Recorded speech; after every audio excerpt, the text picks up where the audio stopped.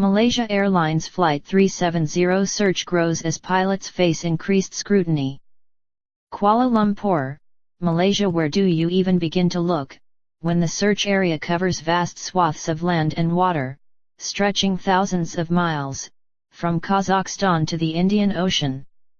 That's the question for Malaysian officials and authorities from 24 other nations as people search for a ninth day, trying to find Malaysia Airlines Flight 370 and the 239 people on board.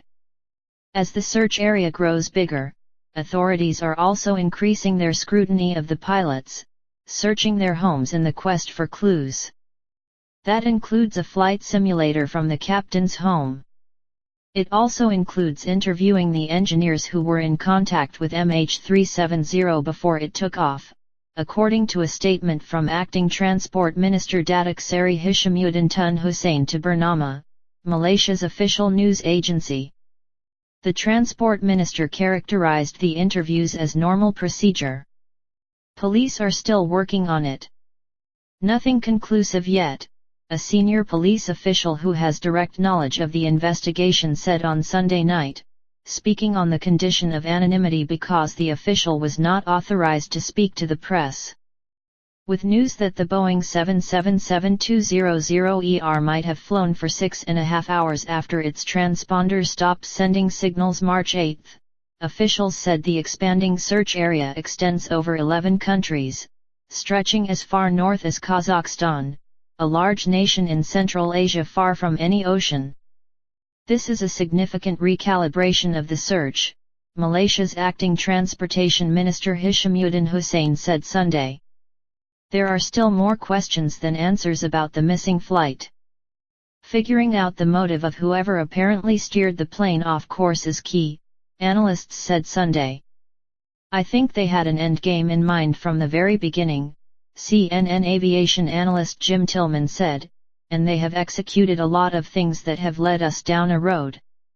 Are we going to the right place? I'm not sure. The plane disappeared on March 8, en route from Kuala Lumpur to Beijing. Airline CEO Ahmad Jawahari Yahya said Sunday the missing passenger jet took off with its normal amount of fuel needed for the roughly 6-hour flight and did not have extra fuel on board that could have extended its range. One of the nations involved in the search, Pakistan, said Sunday that the plane never showed up on its civilian radars and would have been treated as a threat if it had. The Times of India reported that India's military also said there was no way the plane could have flown over India without being picked up on radar. A study of the flight's cargo manifest showed there were no dangerous materials on board that concerned investigators, he told reporters. Investigators are still looking into the backgrounds of the passengers to see whether any of them were trained pilots. There are still a few countries who have yet to respond to our request for a background check, said Khalid Abu Bakr, Inspector General of the Royal Malaysian Police Force. But there are a few foreign intelligence agencies who have cleared all the IR passengers. U.S. intelligence officials are leaning toward the theory that those in the cockpit, the captain and co-pilot, were responsible for the mysterious disappearance, a U.S. official with direct knowledge of the latest thinking told CNN. The official emphasized no final conclusions have been drawn and all the internal intelligence discussions are based on preliminary assessments of what is known to date. Other scenarios could still emerge. The notion of a hijacking has not been ruled out, the official said Saturday. Malaysian Prime Minister Najib Razak told reporters on Saturday that the plane veered off course due to apparent deliberate action taken by somebody on board. Someone acting deliberately. The first clue that the captain or co-pilot may have been involved stems from when the plane made a sharp, deliberate turn just after it last communicated with Kuala Lumpur air traffic controllers, and before it would have to communicate with Vietnamese controllers, according to the U.S. official with knowledge of the latest intelligence thinking. This is the perfect place to start to disappear, the official said. Adding to the intrigue, ABC News reported that the dramatic left turn was pre-programmed into the plane's navigation computer. It's a task that would have required extensive piloting experience. Two senior law enforcement officials also told ABC that new information revealed the plane performed tactical evasion maneuvers after it disappeared from radar. CNN was unable to confirm these reports. Military radar showed the jetliner flew in a westerly direction back over the Malaysian peninsula, Najib said. It is then believed to have either turned northwest toward the Bay of Bengal or southwest elsewhere in the Indian Ocean, he said.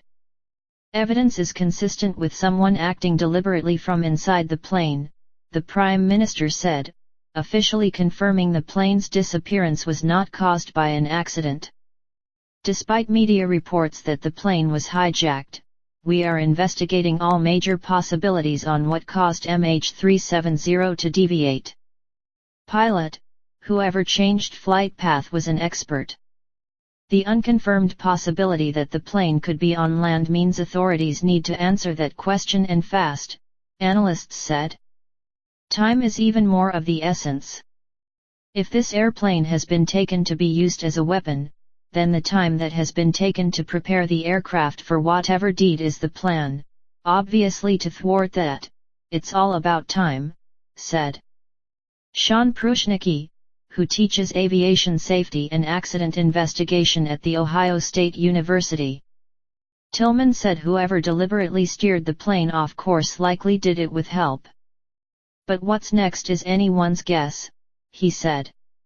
We have been behind them all along, so now, if they had a plan, and if that plan included being able to set down someplace and refuel a little bit, we are looking at something that we may never see the end of, he said.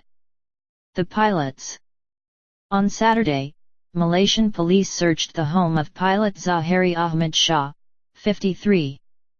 Zahari lives in an upscale, gated community in Shah Alam, outside Malaysia's capital, Kuala Lumpur. The Ministry of Transport said Sunday that police were examining a flight simulator found at the pilot's house.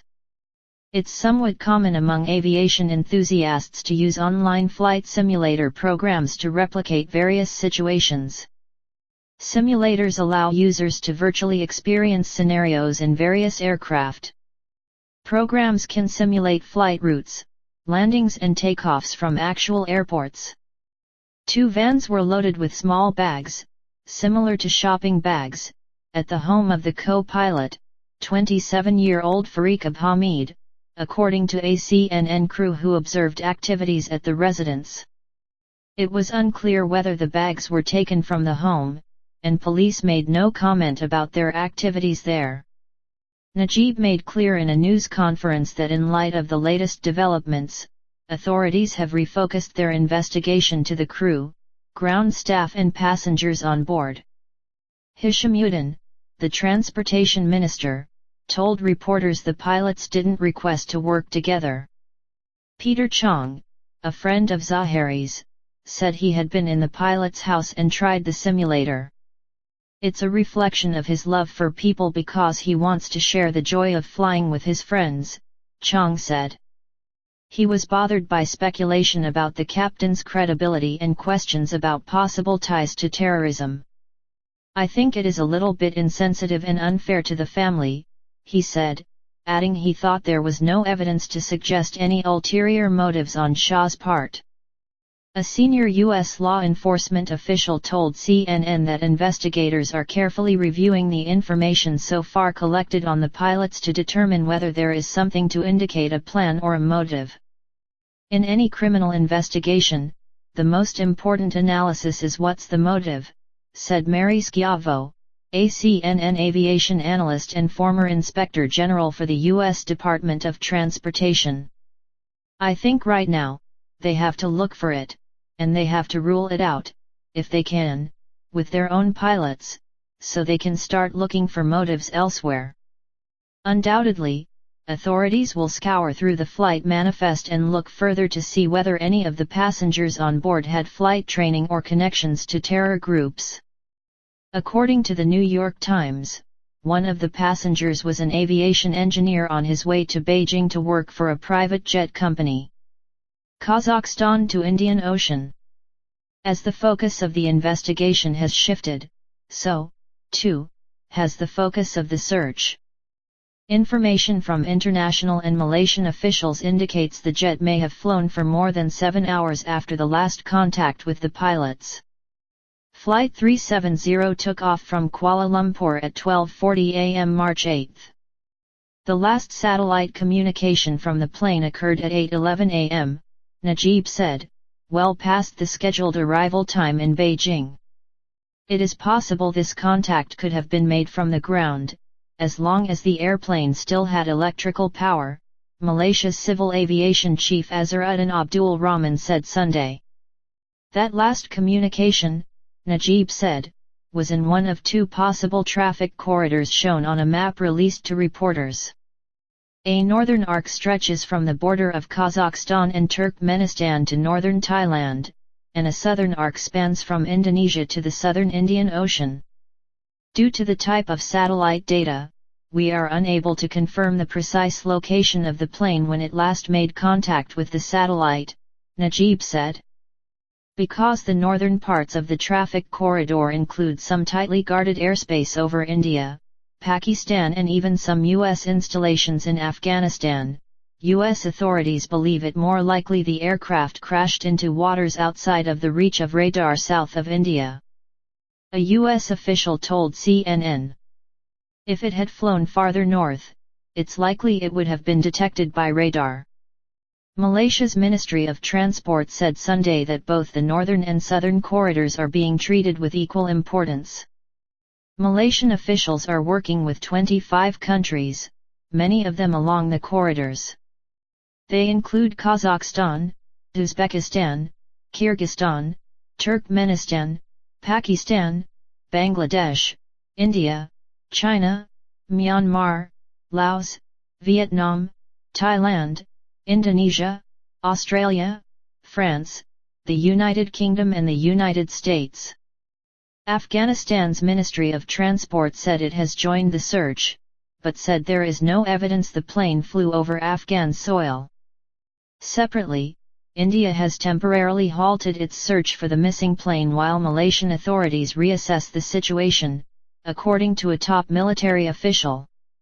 We are conserving our assets for now, Rear Admiral Sudhir Pillai, the Chief of Staff of India's Joint Andaman and Nicobar Command, said Sunday. We are on a standby. He said the Malaysians are reviewing India's deployment. Families at boiling point. For the families and loved ones of those aboard Flight 370, tensions boiled over Sunday in Beijing at the daily briefing by Malaysia Airlines. 9 days after the plane went missing, patience is running thin with officials. Before a packed room, one man told them that the families have already lost faith. A liar can lie once, twice or 3 times, but what's the point, to keep lying, he said.